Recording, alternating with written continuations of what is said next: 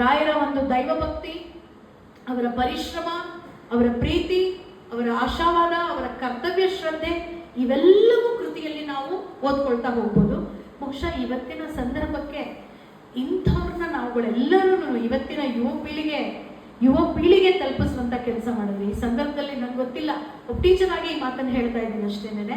ಕನ್ನಡದ ಅದರಲ್ಲೂ ಪದವಿ ಸಂದರ್ಭದಲ್ಲಿ ಕನ್ನಡದ ಪರಿಸ್ಥಿತಿ ಹೇಗಿದೆ, ನಾವು ಮಕ್ಕಳುಗಳಿಗೆ ಪಾಠ ಮಾಡಬೇಕಾದ್ರೆ ನಾವೆಷ್ಟು ಕಷ್ಟಪಡ್ತೀವಿ ಅನ್ನೋದು ಗೊತ್ತಿದೆ. ಆದಷ್ಟು ಯುವ ಪೀಳಿಗೆಗೆ ಇವರ ಸಮಗ್ರ ತಲುಪಿದ್ರೆ ಒಳ್ಳೇದು ಅನ್ಸುತ್ತೆ. ಈ ಸಂದರ್ಭದಲ್ಲಿ ತಾವೇನಾದ್ರೂ ಮಾಡಬಹುದಾ ಅಥವಾ ಇನ್ಯಾರಾದ್ರೂ ಇದಕ್ಕೆ ಕೈಗೂಡಿಸ್ಬೋದಾ ಅನ್ನೋದನ್ನು ತಾವು ಗಮನ ಹರಿಸ್ಬೋದು ಮೇಡಮ್. ಯಾಕೆಂದ್ರೆ ನೀವು ನಿಮ್ಮದೇ ಆದಂತಹ ರೀತಿಯಲ್ಲಿ ನಿಮ್ಮ ತಂದೆಯ, ನಿಮ್ಮ ಪ್ರೀತಿಯ ಅಣ್ಣಯ್ಯನ ಸಾಹಿತ್ಯಕ್ಕೆ ಸಂಬಂಧಪಟ್ಟಂತೆ ಸಾಕಷ್ಟು ಕೆಲಸಗಳನ್ನ ನಿಮ್ಮ ರೀತಿಯಲ್ಲಿ ನೀವು ಮಾಡಿದ್ದೀರಾ. ಹಾಗಾಗಿ ಮಾತಿನ ಮಧ್ಯದಲ್ಲಿ ಇದನ್ನ ತಮ್ಮಲ್ಲಿ ನಾನು ನಿವೇದಿಸ್ಕೊಂಡೆ. ನಾಟ್ಯರಾಣಿ ಶಾಂತಲಾ ಅಂತ ಹೇಳಿ ಈ ಶಾಕುಂತಲ ಕಾವ್ಯವನ್ನು ಮತ್ತು ಬಹುಶಃ ಸವತಿಗಂಧವಾರಣೆಯನ್ನು ಇಟ್ಕೊಂಡು ಜಿ.ವಿ. ಅಯ್ಯರ್ ಅವರು ದೂರದರ್ಶನಕ್ಕೆ ಇದನ್ನ ಧಾರಾವಾಹಿಯನ್ನಾಗೂ ಮಾಡಿದ್ದಾರೆ. ಆಮೇಲೆ ರಾಯರ PhD ಪ್ರಬಂಧ ಅಂದ್ರೆ ಅವರ ಇದರಲ್ಲಿ ರಾಮರಾಯರ ಬದುಕು ಬರಹ ಅನ್ನುವಂತಹ ವಿಷಯದ ಬಗ್ಗೆ ನಾರಾಯಣ್ ಗೌಡರು ಬರೆದಿರುವಂತಹ ನಿಬಂಧಕ್ಕೆ ಡಾಕ್ಟರೇಟ್ ಕೂಡ ಬಂದಿದೆ. ಇದರ ಜೊತೆಯಲ್ಲಿ ಮುಖ್ಯವಾಗಿ ನಾನು ಒಂದು ಸ್ವಲ್ಪ ಅವರ ನಾಟಕದ ಬಗ್ಗೆ ಮಾತಾಡಲೇಬೇಕು. ಬಹುಶಃ ನಾಟಕಕ್ಕೆ ಸಂಬಂಧಪಟ್ಟ ಹಾಗೆ ರಾಯರಿಗೆ ಒಂದಿಷ್ಟು ಹೆಚ್ಚು ಅದರ ಬಗ್ಗೆ ಒಲವಿತ್ತು ಅಂತ ಕಾಣಿಸುತ್ತೆ ಒಂದು. ಇನ್ನೊಂದು ಸಮೇತನಹಳ್ಳಿ ರಾಮರಾಯರ ಸಾಹಿತ್ಯ ಸೇವೆ ಅಂತಾನೆ ಇದರಲ್ಲಿ ಎನ್ ಬಸವರಾಜರು ತುಂಬಾ ಅದ್ಭುತವಾದಂತಹ ಒಂದು ಲೇಖನವನ್ನು ಬರೆದಿದ್ದಾರೆ ಈ ಅಭಿನಂದನಾ ಗ್ರಂಥದಲ್ಲಿ. ಅದು ಅವ್ರು ಹೇಳ್ಬೇಕಾದ್ರೆ ಕನ್ನಡ ಸಾಹಿತ್ಯವನ್ನ ಸಂಪದ್ಭರಿತ ಮಾಡಿದ ಮಹನೀಯರು ಹಲವಾರು ಮಂದಿ, ಆಧುನಿಕ ಕನ್ನಡ ಸಾಹಿತ್ಯಕ್ಕೆ ಅಮೂಲ್ಯ ಕೊಡುಗೆ ನೀಡಿದವರಲ್ಲಿ ಸಮೇತನಹಳ್ಳಿ ರಾಮರಾಯರು ಪ್ರಮುಖರು. ಅತಿ ಮುಖ್ಯರಾದಂತಹ ಸಾಲಿನಲ್ಲಿ ರಾಮರಾಯರು ಬರ್ತಾರೆ. ಕನ್ನಡವನ್ನೇ ಪ್ರಮುಖವಾಗಿ ವ್ಯಾಸಂಗ ಮಾಡದ ಶ್ರೀಯುತರು ವೃತ್ತಿಯಿಂದ ಬೇರೆಯಾದರೂ, ಇಲ್ಲಿ ಮತ್ತೊಮ್ಮೆ ವೃತ್ತಿಯಿಂದ ಬೇರೆಯಾದರೂ ಪ್ರವೃತ್ತಿಯಿಂದ ಕನ್ನಡಕ್ಕೆ ಅನುಪಮ ಕೃತಿಗಳನ್ನ ನೀಡಿದ್ದಾರೆ. ಇದು ಕನ್ನಡಕ್ಕೆ ಏನು ಹೊಸದಲ್ಲ. ಮಾಸ್ತಿಯಿಂದ ಹಿಡಿದು ಬೇಂದ್ರೆಯಿಂದ ಹಿಡಿದು ಯಾರನ್ನ ನಾವು ತೆಗೆದುಕೊಂಡ್ರು ಅವರವರ ಮಾತೃಭಾಷೆಗಳು, ಅವರ ವೃತ್ತಿಗಳು ಬೇರೆ ಆಗಿದ್ರೂ ಸಹಿತ ಅವರೆಲ್ಲರೂ ಕೊಟ್ಟಿರುವಂತಹ ಕನ್ನಡಕ್ಕೆ ಕೊಟ್ಟಿರುವಂತಹ ಕೊಡುಗೆ ಅಪಾರವಾದದ್ದು. ಆ ಸಾಲಿನಲ್ಲಿ, ಅಂತಹ ಮಹನೀಯರ ಸಾಲಿನಲ್ಲಿ ರಾಮರಾಯರು ಬರ್ತಾರೆ ಅನ್ನೋದು ನಮಗೆ ನಿಜವಾಗ್ಲೂ ಹೆಮ್ಮೆ ಮತ್ತು ಗೌರವದ ವಿಷಯ. ಪ್ರವೃತ್ತಿಯಿಂದ ಕನ್ನಡಕ್ಕೆ ಅನುಪಮ ಕೃತಿಗಳನ್ನು ನೀಡಿದ್ದಾರೆ. ತಮ್ಮ ಜೀವಮಾನವನ್ನೆಲ್ಲ ಸಾಹಿತ್ಯ ಕ್ಷೇತ್ರಕ್ಕೆ ಮೀಸಲಾಗಿರಿಸಿ ಅಹರ್ನಿಶಿ ದುಡಿದವರಲ್ಲಿ ಸಮೇತನಹಳ್ಳಿ ರಾಮರಾಯರು ಅಗ್ರಗಣ್ಯರು ಅಂತ ಹೇಳ್ತಾ, ಶಾಕುಂತಲಾ ಮಹಾಕಾವ್ಯವನ್ನು ರಚಿಸಿದ ಕೀರ್ತಿ ರಾಮರಾಯರಿಗೆ ಸಲ್ಲುತ್ತದೆ. ಇದು ಒಂದು ಬೃಹತ್ ಕಾವ್ಯ. ರಾಮರಾಯರಿಗೆ ಕರ್ನಾಟಕ ಇತಿಹಾಸದ ಬಗೆಗೆ ವಿಶೇಷವಾದಂತಹ ಮಮಕಾರ.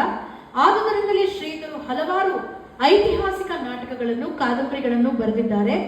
ಭೀಷ್ಮ ಸಂಕಲ್ಪ ಮೊದಲಾದ ಪೌರಾಣಿಕ ಮತ್ತು ನಾಟ್ಯ ಮಂದಾರ, ತಲಕಾರಗೊಂಡ, ದ್ರೋಹಾಡಂಬರ, ಕಲಾರಾಧನೆ, ಪಿನಾಕಿನಿ ಮೊದಲಾದಂತಹ ಐತಿಹಾಸಿಕ ನಾಟಕಗಳನ್ನು ರಚಿಸಿದ್ದಾರೆ.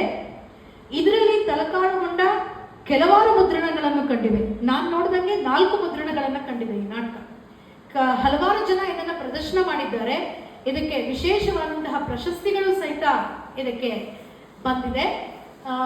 ಈ ನಾಟಕಕ್ಕೆ ಧಾರವಾಡ ಮತ್ತು ಮೈಸೂರು ವಿಶ್ವವಿದ್ಯಾಲಯಗಳಲ್ಲಿ ಇದು ಪಠ್ಯಪುಸ್ತಕವಾಗಿತ್ತು. ಅಲ್ಲದೆ ಈ ನಾಟಕಕ್ಕೆ ರಾಜ್ಯ ಸಾಹಿತ್ಯ ಪ್ರಶಸ್ತಿಯು ಪ್ರಾಪ್ತವಾಗಿದೆ. ಕಲಾರಾಧನೆ 5 ನಾಟಕಗಳ ಒಂದು ಸಂಕಲನ. ಇದರಲ್ಲಿನ ನಾಟಕಗಳು ವಿವಿಧ ಆಕಾಶವಾಣಿ ಕೇಂದ್ರಗಳಿಂದ ಪ್ರಸಾರಗೊಂಡಿವೆ. ಕಲಾರಾಧನೆಯಂತೆ ಪಿನಾಕಿನಿಯು 5 ನಾಟಕಗಳ ಒಂದು ಗುಚ್ಛ ಪಿನಾಕಿನಿ ಮತ್ತು ಎಲೆಮರೆಯ ಹೂವು, ಸವತಿಗಂಧವಾರಣೆ, ನೃತ್ಯ ಸರಸ್ವತಿ ಎಂಬ ಕಾದಂಬರಿಗಳನ್ನು ಬರೆದಿದ್ದಾರೆ. ಇವು ಐತಿಹಾಸಿಕ ಕಾದಂಬರಿಗಳೇ. ಮಹಾಶ್ವೇತೆ, ಸ್ವರ್ಗ ಸೋಪಾನ, ಪ್ರಾಣವೀಣೆ ಇದು ಕಥಾ ಸಂಕಲನಗಳು. ಮತ್ತು ಸಾಹಿತ್ಯದ ವಿವಿಧ ಪ್ರಕಾರಗಳಲ್ಲಿ ಅಗೇನ್ ರಿಪೀಟ್ ಆಗ್ತದೆ ನನ್ನ ಮಾತು, ಯಾಕೆಂದ್ರೆ ಪದೇ ಪದೇ ಇದನ್ನ ನಾನು ಹೇಳ್ತಾ ಇದ್ದೀನಿ. ಇವೆಲ್ಲ ಕೃತಿಗಳು ಇಲ್ಲಿ ಯಾಕೆ ಇದನ್ನ ಇನ್ನೊಮ್ಮೆ ಹೇಳ್ತಾ ಇದ್ದೀನಿ ಅಂದ್ರೆ, ಈ ಎಲ್ಲ ಕೃತಿಗಳು ರಾಸ ಸಾಹಿತ್ಯದಿಂದನೇ ರಾಸ ಪ್ರಕಾಶನದಿಂದನೇ ಹೆಚ್ಚು ಈ ಪ್ರಕಾಶನದಿಂದನೇ ಪ್ರಕಟಣೆ ಆಗಿರುವುದು. ಕಾರಣ ಏನಂತಂದ್ರೆ ಎಂಥ ಗಟ್ಟಿಗರಿವರು ಅಂತಂದ್ರೆ ತಾವು ಬರೆದಂತಹ ಸಾಹಿತ್ಯವನ್ನ, ತಾವು ಬರೆದಂತಹ ನಾಟಕ ಆಗಲಿ, ಕತೆ ಆಗಲಿ, ಕಾವ್ಯ ಆಗಲಿ, ಯಾವುದನ್ನೇ ಆಗಲಿ ಜನಮಾನಸಕ್ಕೆ ತಲುಪಿಸ್ಬೇಕು ಅಂತ ಹೇಳಿದ್ರೆ ನಮ್ಮದೇ ಪಬ್ಲಿಕೇಶನ್ ಮಾಡಿಕೊಂಡ್ರು, ಅದ್ರ ಮೂಲಕನೇ ಪಬ್ಲಿಷ್ ಮಾಡಿದ್ರು. ಇದೇ ಮಾತನ್ನ ಮಾತಾಡ್ತಿರ್ಬೇಕಾದ್ರೆ ಈ ರಾಸ ಪ್ರಕಾಶನ ಯಾರ್ದು ಅಂತ ನಾನು ಮೇಡಮ್ನ ನೆನ್ನೆ ಕೇಳಿ, ಹೌದು ಇಲ್ಲ ನಮ್ಮ ತಂದೆದೆ ಅಂತ. ಎಷ್ಟು ಮಟ್ಟಿಗೆ ಅಂತ ಹೇಳಿದ್ರೆ ಅವರೇ ತಗೊಂಡು ಹೋಗಿ ಪುಸ್ತಕಗಳನ್ನ ಎಲ್ಲರಿಗೂ ತಲುಪಿಸೋರಂತೆ, ಕೊಡೋರಂತೆ, ಓದಿ ಅಂತ ಹೇಳೋರಂತೆ. ಜೊತೆಗೆ ಪಂಕಜಮ್ನವರು, ಭಾರತಿ ಮೇಡಮ್ ಅವರು, ಅವ್ರ ತಾಯಿ ಮನೆಗೆ ಬಂದವ್ರಿಗೆ ತಾಂಬೂಲ ಕೊಡೋದ್ರ ಜೊತೆಗೆ ತಾಂಬೂಲಕ್ಕಿಂತ ಹೆಚ್ಚಾಗಿ ಪುಸ್ತಕವನ್ನ ಇಟ್ಟು ತಾಂಬೂಲ ಕೊಡ್ತಿದ್ರಂತೆ. ಇವತ್ತಂತೂ ಇತ್ತೀಚೆಗೆ ಕೆಲವು ಮದುವೆಗಳಲ್ಲಿ ಫ್ಯಾಷನ್ ಆಗೋಗಿದೆ ಪುಸ್ತಕ ತಾಂಬೂಲ ಅಂತ. ಕೆಲವು ಪುಸ್ತಕಗಳನ್ನ ಕೊಟ್ಕೊಂಡು ಕೊಡ್ತಾರೆ. ಅದು ಇವತ್ತಿಂದಲ್ಲ, ಬಹುಶಃ ಇಲ್ಲಿಂದ ಈ ಪುಸ್ತಕ ತಾಂಬೂಲದ ಒಂದು ಒಂದು ಇದನ್ನ ಪ್ರಾರಂಭ ಮಾಡಿದ್ರು ಇವರು ಅಂತಂದ್ರೆ ಮನೆಗೆ ಬಂದವರಿಗೆ ಪುಸ್ತಕ ಕೊಟ್ಟು ಓದಿ, ಸಾಹಿತ್ಯವನ್ನ ನಾನು ಬರ್ದಿರೋಂಥದ್ದನ್ನ ಓದಿ ತಿಳ್ಕೊಳ್ಳಿ, ಕನ್ನಡದ ಮಹತ್ವ ಎಷ್ಟಿದೆ ಅಂತ ತಿಳ್ಕೊಳ್ಳಿ ಅಂತ ಒಂದು ಒಳ್ಳೆ ಒಂದು ಕಾರ್ಯಕ್ಕೆ ತಂದಿರುವಂತಹ ಶ್ರೀಯುತರ ಅಥವಾ ಕುಟುಂಬದವರ, ಮನೆಯವರ ಒಂದು ಇದಕ್ಕೆ ನಾವು ಶ್ಲಾಘಿಸಲೇಬೇಕು.